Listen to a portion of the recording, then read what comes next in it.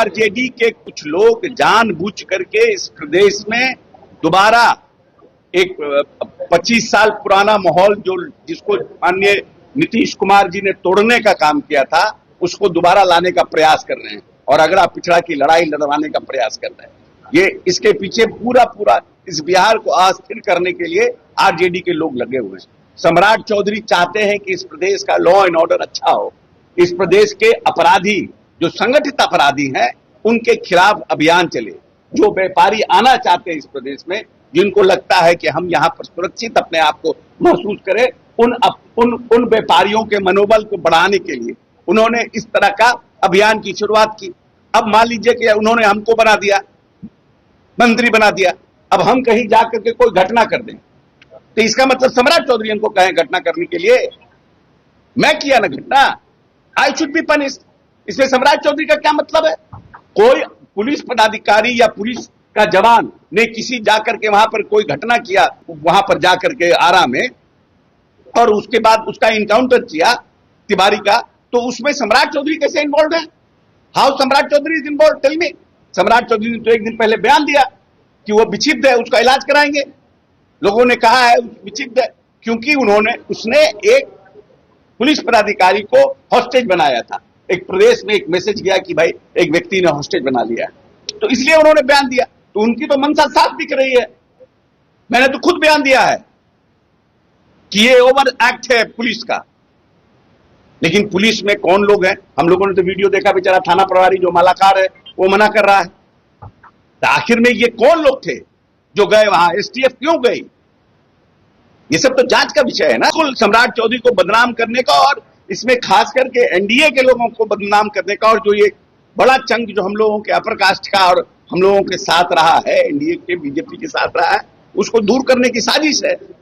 इसमें जो लोग हैं लगे हुए हैं अगला पिछड़ा कराने में, लेकिन किसी के कहने से थोड़ी आगे। क्या कहते हैं हमारे नेता? हमारे नेता कहते हैं कि पूरा बिहार मेरा परिवार है, और आज तक उन्होंने 20 वर्ष में सबको साथ लेकर काम किया, और उन्हीं के पद चिन्हों पर सम्राट चौधरी चल रहे हैं।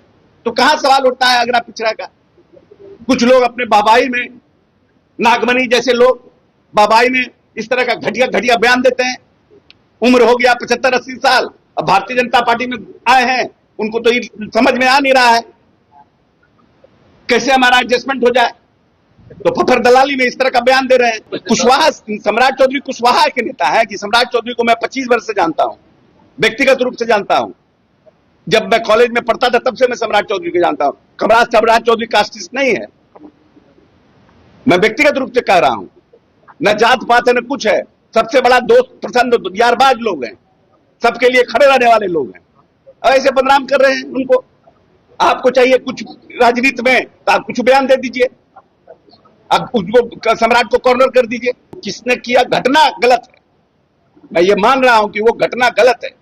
उस घटना में जो लोग संलिप्त हैं, किनके इशारे पर हुआ, कौन हुआ, क्या हुआ, तो सब न्यायिक जांच में आएगा। जो भी दोषी हैं, एक बार जांच पूरी हो जाए, बख्शा किसी को नहीं जाएगा। इस तरीके से किसी को भी कानून को हाथ में लेने का अधिकार नहीं। एनकाउंटर की आड़ में अगर निर्दोषों के ऊपर गोली चलाई जाएगी या कानून का दुरुपयोग किया जाएगा, इसको कतई हमारी सरकार कतई बर्दाश्त नहीं करेगी। जांच पूरी होने दीजिए, एक बार तथ्य सामने आ जाए, जो दोषी हैं, और वो कोई भी हो, कितने भी बड़े पद पर क्यों ना हो, हर किसी के ऊपर कार्रवाई होगी। मैं खुद भी कल जाऊंगा, परिवार से भी मुलाकात करूंगा। पार्टी की तरफ से प्रतिनिधि मंडल पहले ही जा चुका है। उन लोगों के द्वारा जो जानकारी प्राप्त हुई है, वो जानकारी भी हम लोगों ने मुख्यमंत्री जी तक पहुंचाने का कार्य किया है। कल हमारे जाने के बाद जो और जानकारी सामने आएगी, उसको भी मुख्यमंत्री जी तक पहुंचाने का हम लोग कार्य करेंगे।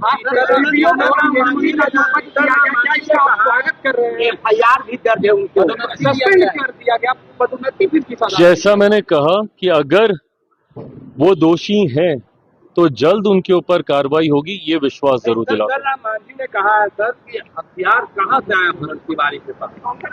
देखिए, ये तमाम चीजें, सारी बातें ये जांच का विषय है। हथियार कहां से आया नहीं आया, बट उनके ऊपर जिस तरीके से गोली चलाई गई है, जिस तरीके से आत्मसमर्पण करने के बाद भी उनको मारा गया है, ये कतई उचित नहीं है। तेजस्वी यादव ने भरत तिवारी के इनकाउंटर पर कहा कि मुख्यमंत्री के आदेश पर ही ये हुआ है, क्योंकि उन्हीं ने आदेश दिया तभी। देखिए, किसी के आदेश पर इस तरीके से राजनीति करना कतई उचित नहीं है। मुख्यमंत्री स्वयं कह चुके हैं कि इसकी जांच होगी और जो भी दोषी होंगे उसके ऊपर कार्रवाई की जाएगी।